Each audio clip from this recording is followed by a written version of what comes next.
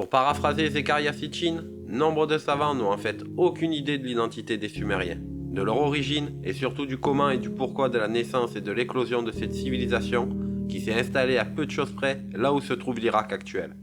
Cette civilisation est apparue soudainement, comme surgie de nulle part, vers 3800 avant Jésus-Christ. Plusieurs éminents archéologues sont tous frappés de stupeur et d'admiration face à l'éclosion soudaine de cette civilisation qui donnera naissance à toutes les grandes civilisations du monde. Selon Joseph Campbell, auteur de The Mask of God, personne ne peut expliquer pourquoi une civilisation aussi sophistiquée, dotée d'une véritable organisation sociale, s'adonnant au commerce, à la guerre et au jeu du pouvoir, est surgie d'un seul coup au milieu d'une région habitée par des nomades primitifs vivant de la chasse et de la cueillette. Une civilisation qui, nous le répétons, constitue la racine sur laquelle la nôtre s'est déployée. La réponse est devant nos yeux, ou plutôt devant les yeux des archéologues et linguistes qui ont examiné des dizaines de milliers de textes sumériens gravés sur des plaquettes d'argile qui nous sont parvenus depuis la fin du 19e siècle. Les Sumériens le disent eux-mêmes dans leurs écrits. Sans ceux que nous nommons les dieux, il n'y aurait pas eu de civilisation, pas d'architecture, pas de loi, pas de commerce, pas de science.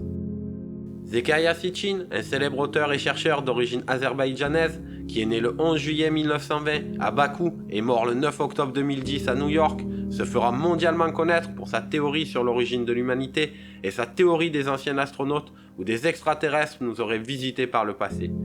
Ces idées sont principalement basées sur de nombreuses découvertes archéologiques, artefacts, archives et monuments trouvés dans le passé par des archéologues et des linguistes, ainsi que l'interprétation des textes sumériens, la première civilisation connue ayant développé l'écriture cunéiforme vers 3400 avant Jésus-Christ. Dans une de ses œuvres des plus célèbres, La 12e planète, publiée en 1976, Sitchin avance que les Anunnaki, un groupe de divinités qui ont joué un rôle central dans les croyances religieuses et les mythes des civilisations mésopotamiennes, notamment les Sumériens, les Akkadiens, les Assyriens et les Babyloniens, ainsi que dans la Bible, écrite des millénaires plus tard qui reprend les récits sumériens où les Anunnaki sont appelés Elohim, terme qui signifie les dieux, étaient en réalité des extraterrestres venus de la planète Nibiru, également connue sous le nom de 12e planète. Selon lui, cette planète aurait un orbite elliptique qui l'amènerait près de la Terre tous les 3600 ans. Cette planète pourrait correspondre à la fameuse planète X, cherchée actuellement par les astronomes. Les Anunnaki seraient venus sur Terre en Mésopotamie, une région correspondant principalement à l'Irak moderne, pour extraire de l'or dont ils avaient besoin pour stabiliser l'atmosphère de leur planète en déclin.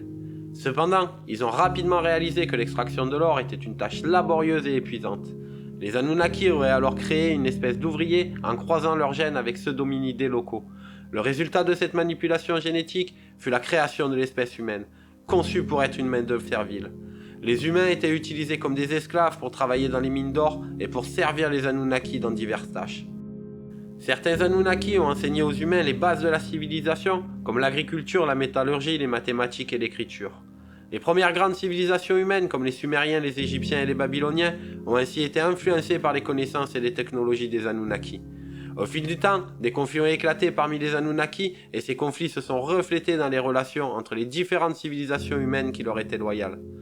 Les mythes et les légendes des différentes cultures, comme l'épopée de Gilgamesh, décrivent en réalité ces événements historiques, y compris les interactions entre les Anunnaki et les humains. Un événement clé de l'histoire de ces dieux extraterrestres est le déluge qu'ils auraient provoqué.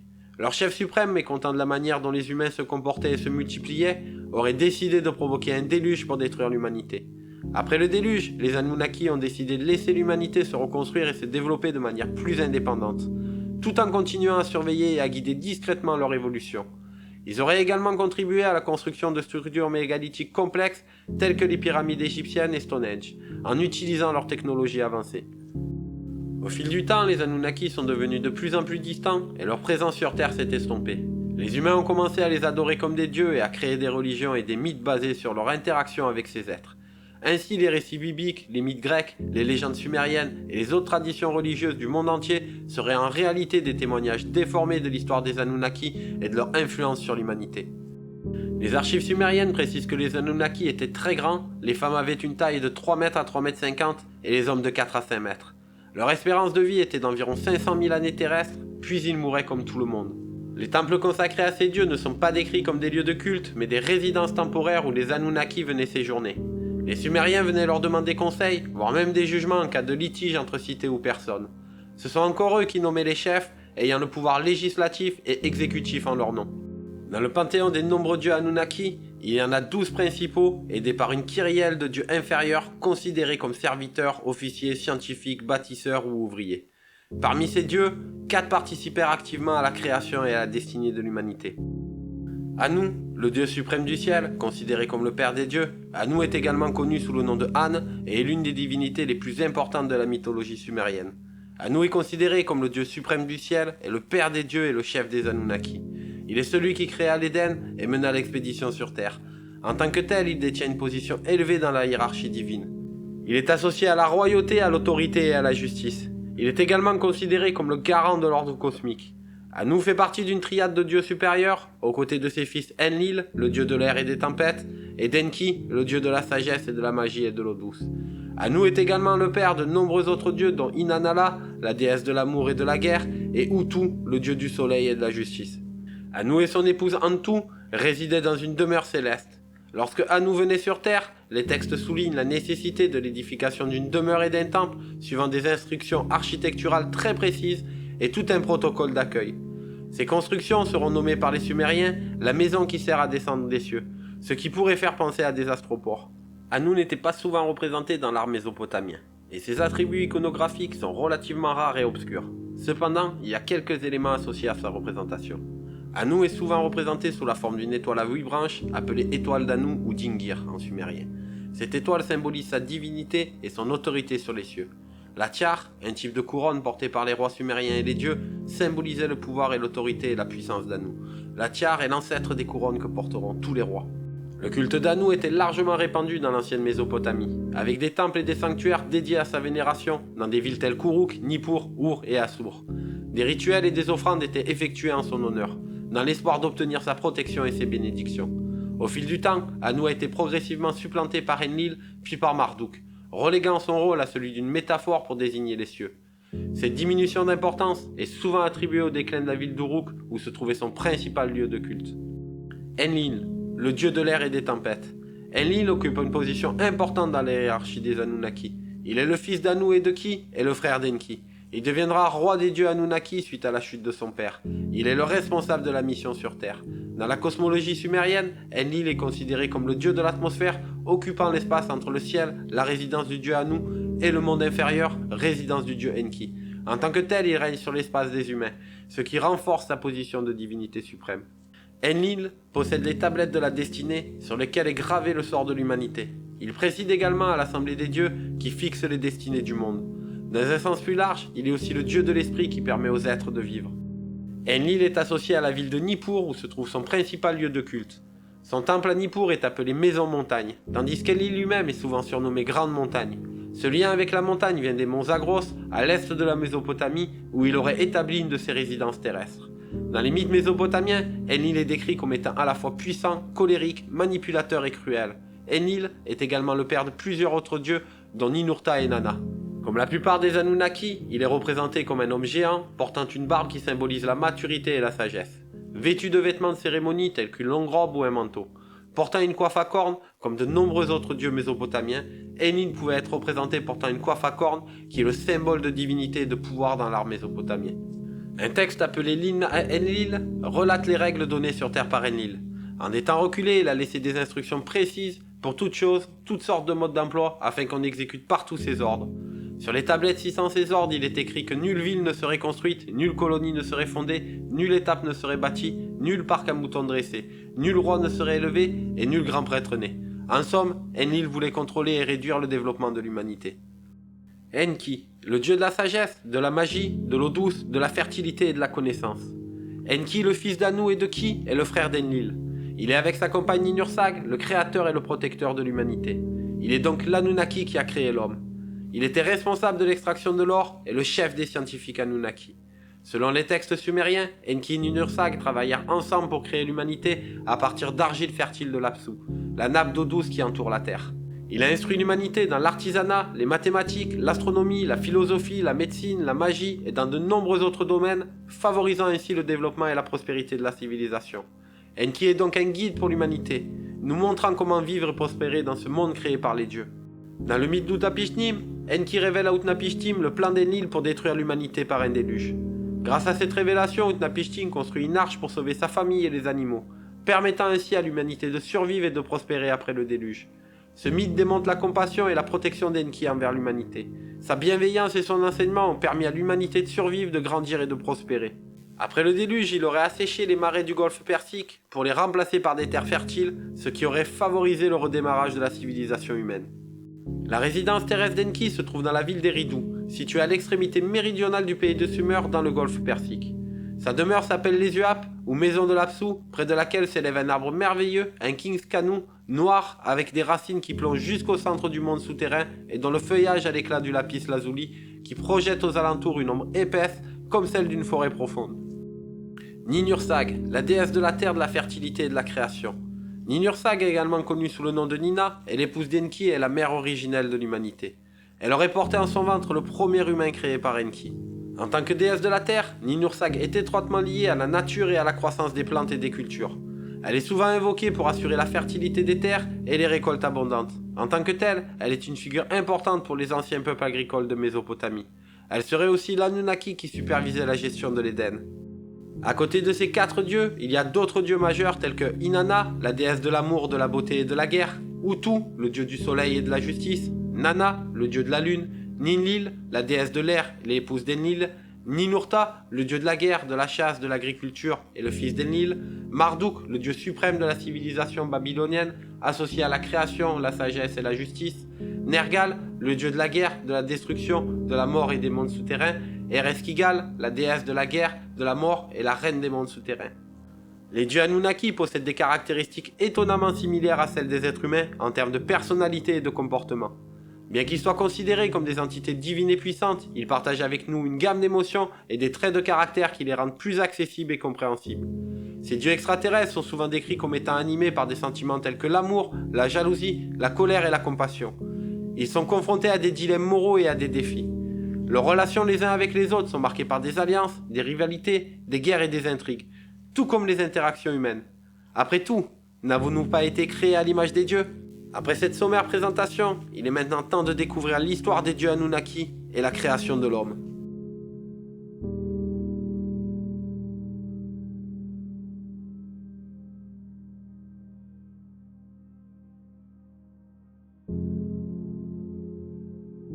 Il y a fort longtemps, dans notre système solaire, probablement peu après sa formation, voici 4,6 milliards d'années, la Terre était alors 2 fois plus grosse qu'aujourd'hui et recouverte d'eau.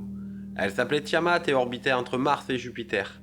Tiamat possédait une grosse lune du nom de Kingu. Dans notre système solaire naissant, une 10e planète, ou 12e corps céleste pour les anciens, qui incluait la lune et le soleil, plus grosse que Tiamat, nommée Nibiru par les Sumériens et plus tard Marduk par les Babyloniens, tournait dans le sens inverse des autres planètes et décrivait également une très large orbite elliptique d'une période de révolution égale à 3600 ans.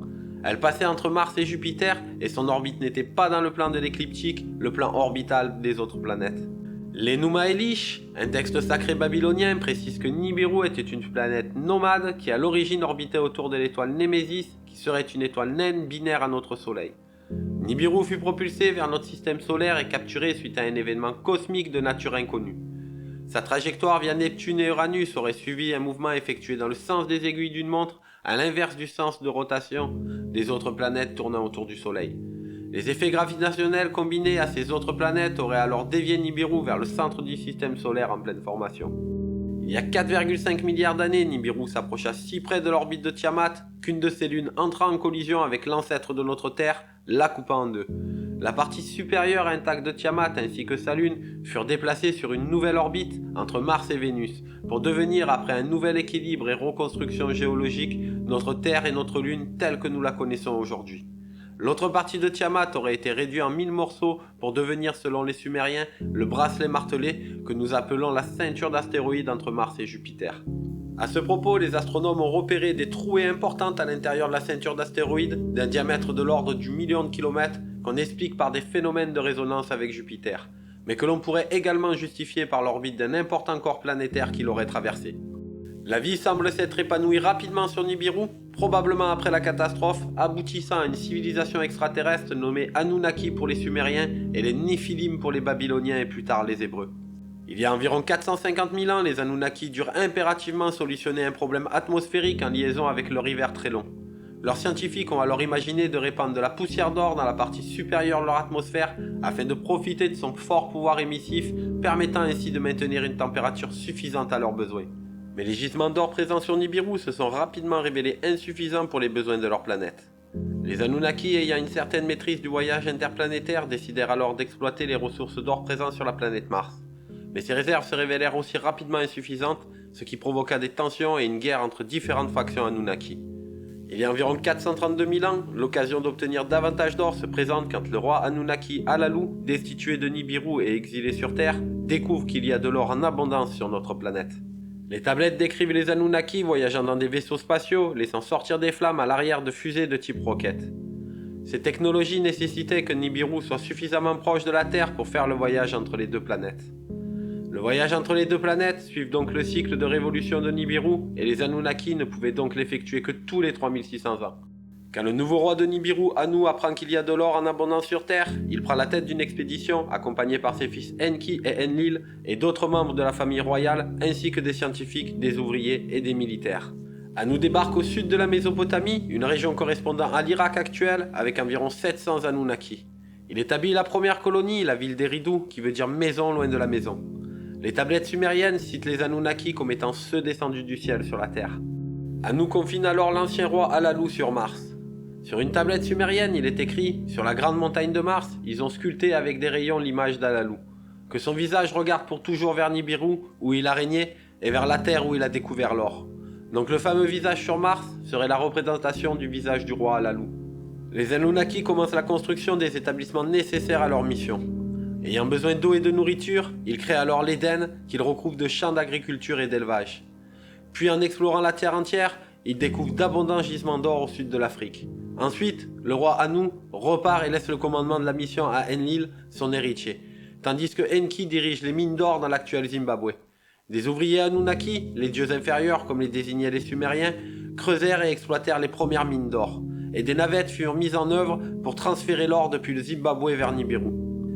Il y a environ 280 000 ans, les ouvriers Anunnaki se révoltèrent contre leurs superviseurs, ne tolérant plus leurs conditions de travail ainsi que le fait d'être considérés comme de rang inférieur. Ils demandèrent alors à Anu de créer un autre être de rang inférieur pour faire le travail dans les mines à leur place. Anu, Enlil et Enki se consultèrent et ils ont finalement conclu que cette progéniture était nécessaire. Un laboratoire scientifique ainsi qu'une sorte de ferme d'élevage fut alors construit dans l'Éden et la solution adoptée fut la fabrication d'ouvriers hybrides par ingénierie génétique à partir de l'ADN d'un Anunnaki et celui d'un primate local. Anu donna alors l'autorisation d'effectuer des manipulations et le groupe médical d'Anunnaki, dirigé par Enki, manipule alors génétiquement un ovule d'une femelle primate, le greffant à un ovule de Ninhursag, l'épouse d'Enki. C'est ainsi qu'il y a environ 250 000 ans, naît un hybride stérile mâle, grand, fort physiquement et intelligent. Les Anunnaki l'appellent Lulu et en clonent environ 1000, qu'ils transportent en grande partie vers l'Afrique. Créés pour obéir et travailler, les Lulus intègrent des concepts inexistants dans la nature, comme celui de Dieu, en reconnaissant la capacité supérieure des Anunnaki, et celui de l'immortalité, tiré du fait qu'ils ne peuvent jamais constater la mort des Anunnaki, puisque leur espérance de vie dépasse des milliers d'années terrestres. Ensuite, excité et amusé par cette expérience, Anu demandera à ses médecins de créer de nouveaux êtres en mélangeant l'ADN des Lulus avec celui des autres animaux. Ce serait de là que viennent toutes les figures mi-homme mi-animal dans les mythologies. Mais ces êtres, comme les Lulus, ne vivaient que 100 ans. Les médecins créèrent des Lulus en continu, mais en nombre insuffisant, et les travaux d'extraction n'allaient pas assez vite. C'est alors qu'Enki comprit qu'il fallait un Lulu fertile, apte à procréer pour ne plus avoir à passer par les laboratoires. Enlil et Anu n'étaient pas d'accord, ils craignaient une croissance incontrôlable de ces êtres qui pourraient ensuite se rebeller et faire échouer leur mission. Mais Enki fit valoir le fait qu'il fallait plus d'ouvriers pour terminer cette mission, et Anu et Enlil finirent par accepter. Il créa donc il y a 240 000 ans les premiers hommes, l'Adama, l'Homo sapiens ou Adam dans la Bible, créés à l'image des dieux Anunnaki. Pour ce faire, il mélangea son ADN à celui d'une Lulu et greffa à nouveau à Ninhursag un ovule, qui donna naissance au tout premier homme. Il préleva et modifia ensuite l'ADN de ce premier Adama et conçut dans une couveuse l'Ève originelle. L'Adama était un Lulu amélioré très intelligent qui vivait 300 ans, costaud et de 2 mètres de haut. L'Adama finit donc par remplacer les Lulus. Enki pour sa part est subjugué par sa création et se prend rapidement d'attachement pour les hommes et ne veut plus qu'ils soient esclaves. Cet intérêt pour les humains crée des querelles et des tensions entre Enki, Anu et Enlil qui eux ont une vision très différente des choses. Cette divergence d'opinion prend de plus en plus d'importance, et deux clans commencent à se former, les pros et les contre Enki. Et la faction d'Enki fut mise en minorité par les autres Anunnaki pour qui les hommes n'étaient rien d'autre que des bêtes destinées à servir et à être traités cruellement. Il y a environ 150 000 ans, Enki engrossera deux humaines. Quand Enlil l'apprend, il devient fou de rage, il accuse les femelles humaines du péché originel et fait chasser les humains de l'Éden. Dans la version biblique, c'est le renvoi d'Adam et d'Ève du paradis terrestre. Enlil, bien décidé à donner une leçon et faire souffrir son frère, décide de réduire la population humaine et provoque alors des famines, des guerres et des maladies. En Afrique, Enki quant à lui ne chasse personne. Au contraire, n'acceptant pas la cruauté que ses congénères infligeaient aux hommes, il fonda la confrérie du serpent. Il enseigna des connaissances supérieures à certains humains pour en faire les premiers rois, et le reste des hommes doit continuer à creuser la terre pour extraire de l'or. Il y a environ 100 000 ans, voyant que son génocide ne faisait pas assez régresser la population humaine, Enlil décida d'exterminer les hommes en provoquant un grand déluge. Mais il ne peut mettre son plan à exécution car sur Nibiru, le roi Anu est destitué suite à une rébellion. Enlil décide de rentrer au plus vite pour reprendre le trône et déclare la fin de la mission. Il demande le départ de tous les Anunnaki, mais Enki, lui, décide de rester pour continuer à vivre parmi les hommes. Enlil se fâche et demande à Ninurta, un de ses fils, de le garder sous contrôle, tandis qu'avec les autres Anunnaki, il quitte la Terre. Il y a environ 80 000 ans, l'exploitation des mines est arrêtée, suite à une bataille où Ninurta sera défait. Il rejoindra alors son père sur Nibiru. Enki et sa cour quittent le Zimbabwe pour se rendre au sud de l'Irak, où ils prirent demeure à Eridu. Ensuite, Enki marie les filles des rois, les plus méritants à ses fils, et de ces unions naissent des êtres exceptionnels, les dieux héros. Ensuite, Enki envoie ses dieux héros à la conquête de la terre entière, déjà occupée par les humains qui avaient été chassés de l'Éden et qui s'étaient reproduits, et de différentes créatures hybrides telles que des monstres et des géants. Les dieux héros partent donc à la conquête de la terre et ils seront les instigateurs de toutes les anciennes civilisations mythiques telles que l'Atlantide. Cette période représente la fin de l'asservissement et l'âge d'or de l'humanité. Il y a environ 12 000 ans, la flotte spatiale d'Enlil, devenue roi de Nibiru, revient sur Terre pour se venger de son frère et pour illuminer les êtres humains. Il envoie depuis un de ses vaisseaux un rayon destructeur qui s'abat entre le Maroc et l'Espagne actuelle, provoquant un déversement gigantesque d'eau de l'Atlantique vers la Méditerranée qui détruira de nombreux lieux, dont Eridu. C'est le déluge de la Bible, qui exterminera en une seule nuit une bonne partie de l'humanité et des civilisations telles que l'Atlantide. Enki cependant a réussi à prévenir certains humains de l'arrivée du déluge. Il aurait communiqué ces informations à un homme nommé Utanapishtim, qui est l'équivalent du Noé dans la tradition biblique. L'histoire de Noé vient donc, comme beaucoup d'autres histoires de l'Ancien Testament, d'écrits plus anciens de Mésopotamie. Il lui a appris à construire un bateau pour qu'il prenne la mer avec sa famille, quelques artisans, un peu d'or, du bétail et des animaux sauvages. Une bataille aura lieu alors entre les deux frères et leurs partisans qui se conclura par une trêve. Les dieux décident alors de se partager la terre. Rama s'installe en Inde, Wang, aussi appelé l'empereur jaune, s'installe en Chine, l'Anunnaki Yahvé quant à lui prend le contrôle de la zone correspondant à la Palestine. Enlil, quant à lui, repart sur Nibiru avec le reste des Anunnaki. D'autres survivants qui auront échappé au déluge vont s'installer non loin d'Eridu, où ils vont fonder avec l'aide d'Enki et sa cour la ville de Ur. Première ville sumérienne. Enki et d'autres Anunnaki leur enseignent une partie de leur savoir. C'est ainsi que par la suite les Sumériens inventeront l'écriture et noteront leurs connaissances enseignées par les dieux comme l'astronomie, l'agriculture, l'architecture sur des tablettes d'argile. Le départ des Anunnaki de la Terre. Il y a environ 4000 ans, une nouvelle révolte éclate sur Nibiru. Enlil, dont le règne est dur et cruel, finit par être renié par sa propre famille royale qui le contraint à l'exil. Et c'est Enki qui est alors rappelé d'urgence sur Nibiru comme héritier du trône. Enki, qui souhaite laisser aux hommes la gestion de la Terre, appâte les autres Anunnaki répartis dans le monde en leur promettant que s'ils le suivent, il partagera avec eux le pouvoir sur Nibiru. Et c'est ainsi qu'il y a environ 4000 ans, les Anunnaki abandonnèrent la Terre. Dans certaines tablettes sumériennes, on lit que Enki, le prince de la Terre, son père Anu et son frère Enlil et certains Anunnaki possédaient une grande compréhension éthique et spirituelle et bon nombre de pouvoirs. Enki aurait excellé dans ces domaines, il aurait passé une bonne partie de son temps à parfaire sa sagesse et son développement spirituel, ce qui lui aurait permis d'accéder à d'autres plans d'existence et d'obtenir l'immortalité ainsi que des pouvoirs magiques. Enki aurait été ensuite contraint d'enseigner son savoir à son père et à son frère, mais Anu et Enlil n'étaient pas aussi sages que Enki et ne réussirent pas à évoluer comme Enki le faisait. Ils auraient alors instauré des cultes et des rites sacrificiels qui leur auraient permis de recueillir l'énergie spirituelle de leurs fidèles, ce qui leur permet de prolonger leur vie et de jouir d'une certaine panacée. Ils se seraient aussi servis des souffrances qu'ils infligeaient aux humains pour recueillir cette si précieuse énergie, et petit à petit la quasi-totalité des Anunnaki utilisa cette technique, asservissant dans le malheur spirituel l'humanité. C'est pour cette raison que Enki fonda la confrérie du serpent il y a environ 100 000 ans. Parmi tous les animaux vénérés par les hommes de la préhistoire, aucun ne l'était de façon aussi marquante et significative que le serpent. Et cela parce que le serpent était le symbole d'un groupe qui avait acquis une grande influence dans les premières civilisations. Il s'agissait d'une confrérie savante qui s'était donné pour but de répandre des connaissances spirituelles et d'atteindre la liberté au niveau spirituel. Elle combattait l'esclavage d'êtres spirituels et essayait de libérer l'humanité de la servitude des extraterrestres. Le mot originel de la Bible pour serpent, Na'a, signifie à l'origine déchiffrer ou trouver. Mais malheureusement, Enki le légendaire et la confrérie du serpent ne réussirent pas à libérer les hommes de l'emprise des autres Anunnaki. Il est dit dans d'anciens textes sumériens, égyptiens et bibliques que la confrérie du serpent aurait été vaincue par un autre groupe d'Anunnaki dirigé par Enlil et son fils Ninurta. Depuis, la confrérie serait devenue une arme redoutable d'oppression spirituelle et existerait encore de nos jours. Voilà, nous arrivons à la fin de la vidéo. Je vous remercie de l'avoir visionnée. J'espère qu'elle vous a plu. Si c'est le cas, n'hésitez pas à la liker et à la partager avec vos amis. Merci aussi de vous abonner à la chaîne si ce n'est pas déjà fait. Vous serez ainsi informé pour les prochaines publications et tout ce qui va se passer sur la chaîne. Un grand merci comme toujours à tous les abonnés, aux anciens comme aux nouveaux. On est de plus en plus nombreux et puis ça fait bien plaisir. Je vous dis à très bientôt. Bye bye.